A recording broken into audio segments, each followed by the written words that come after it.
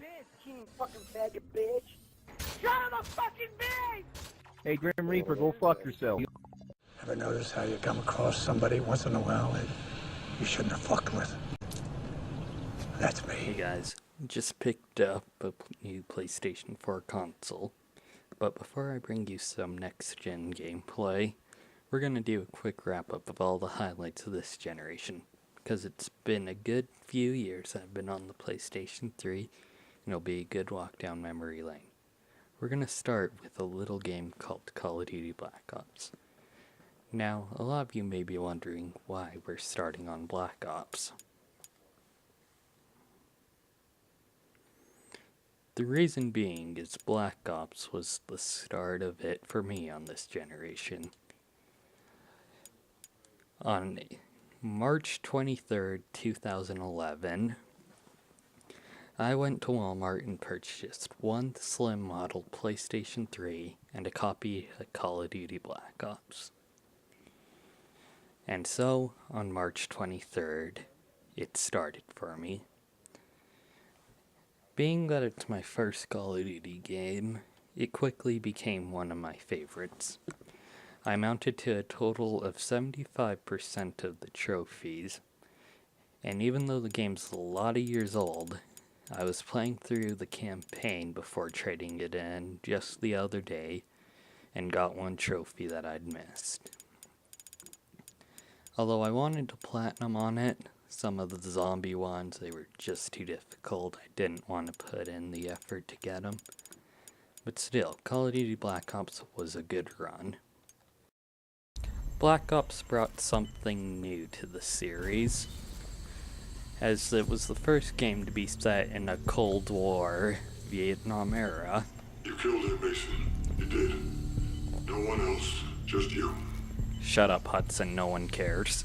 Anyways, it had some really good zombie maps, a lot better than the one of the sequel.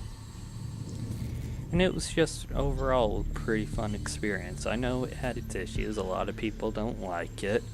Personally, I did. I kind of like this new original menu that really hasn't been seen in a Call of Duty game since it, where you can break out of the chair. Why?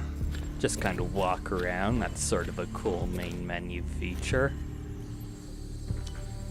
Another thing that made Black Ops great was Nuketown, which is easily entered into the Hall of Fame as one of the greatest maps in Call of Duty history.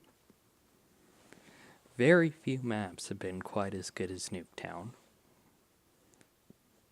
In my personal opinion, it is the best in Call of Duty history. Hands down. Team Deathmatch. Another thing Black Ops had was an amazing soundtrack with some good guitars, good starting music. I just personally believe it was overall a good experience. Good gaming. Had an Easter egg on this map where if you shot all the heads off the mannequin within a limited time. Oh crap! I did not realize the bots were on. But anyways, it had an Easter egg. So we're just gonna get out of here quick before I lose.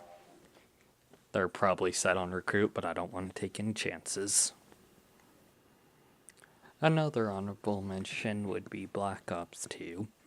Although the game didn't feature anything special enough to get its own separate video, I feel the need to mention it because it did bring a couple of good things to the series. My Black Ops 2 career started in November 13th of 2012. It did not go as far as Black Ops as I only acquired 37% of the trophies. I think one of the best things Black Ops 2 had was probably one of the best campaigns in the franchise history. The story, although not extremely spectacular, was still pretty good. And the addition of multiple endings depending on your decisions really created a good experience in the campaign.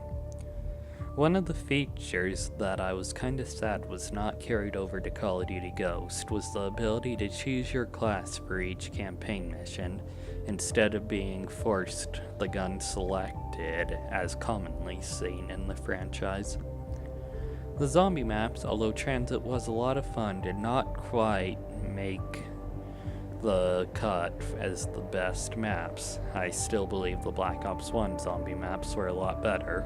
It could be a partial to the characters, but either way I have my preferences. Another great thing the Call of Duty Black Ops series has brought us was my personal favorite Call of Duty character of all time, Sergeant Frank Woods, voiced by actor James C. Burns. He's acted in several zombie movies, a lot of which can be streamed on Netflix. If you haven't seen him in a live-action movie, I'd highly encourage you to. His acting has a bit of a Clint Eastwood feel to it. Multiplayer also had some good adjustments. I was a big fan of the Pick-10 class system, which allowed me to take items I wanted and scrap ones I didn't. Call of Duty Ghost took this system and improved on it, making it even better. Another thing I liked about Black Ops 2 multiplayer was the recreation of Black Ops 1 maps, allowing them to be played again. Although I would have preferred to see them in the original form, the reskinned versions were good too. That concludes this next-gen wrap-up. Stay tuned for videos talking about other games that